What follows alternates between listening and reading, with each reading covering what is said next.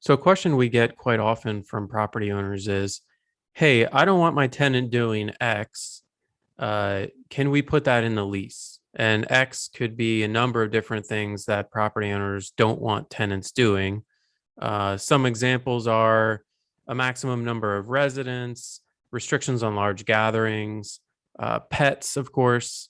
What do you do about overnight guests, smoking, noise, even recreational vehicles parked at the property? So the short answer is yes, you can typically put those types of items within your lease agreement.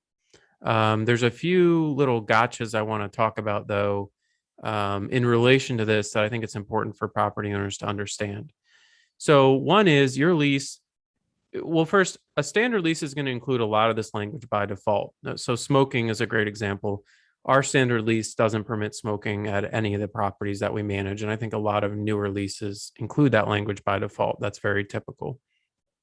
Most leases are also going to include language around complying with local regulations or laws, right? So if your rental property is located within a homeowners association or even a neighborhood that has restrictions on vehicles parked in the driveway and things like that, those are all going to be sort of captured by the standard language in a lease that talks about tenant is to abide by all local, rules and regulations.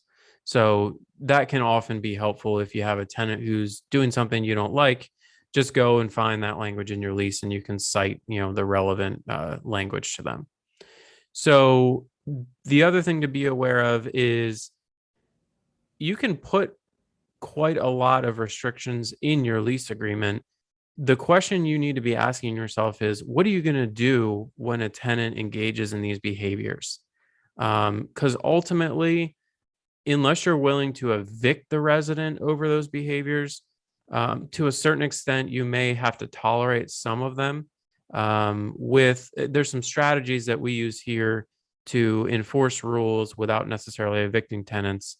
One of those is going to be fees. So if you assign fees and you specifically call those out in your lease, so that if a tenant engages in something like, has a large gathering, say over 20 people, you could even put something in your lease like, hey, we don't allow large gatherings.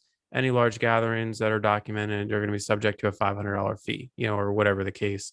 And that's going to allow you to enforce these rules and regulations that are in your lease without necessarily jumping all the way to evicting a resident if they're engaging in these types of activities. So just be aware that if the resident doesn't pay the fee, if they just straight up ignore and they don't even, they don't pay the fee at all, now you're sort of in a pickle, right? Because if they're still paying the rent, but they're not including the fee, are you willing to take them to court over not paying this fee up to and including potentially evicting them from the property over something like a one-off large gathering or a noise complaint from a neighbor? So you need to get clear for yourself on what behavior is completely unacceptable and what behavior is, maybe tolerable once in a while, and how you're going to approach this in terms of fees and next steps.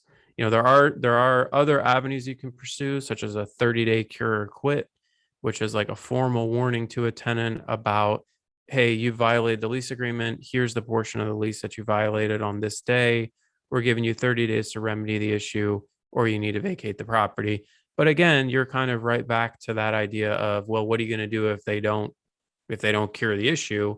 Now you're left with the next step, which is eviction. So do encourage you to think about these issues as you're preparing your lease agreement, and make sure that the items that you're putting in the lease are relevant to the property, and that you're clear for yourself on what your escalation steps are going to be if the resident doesn't comply.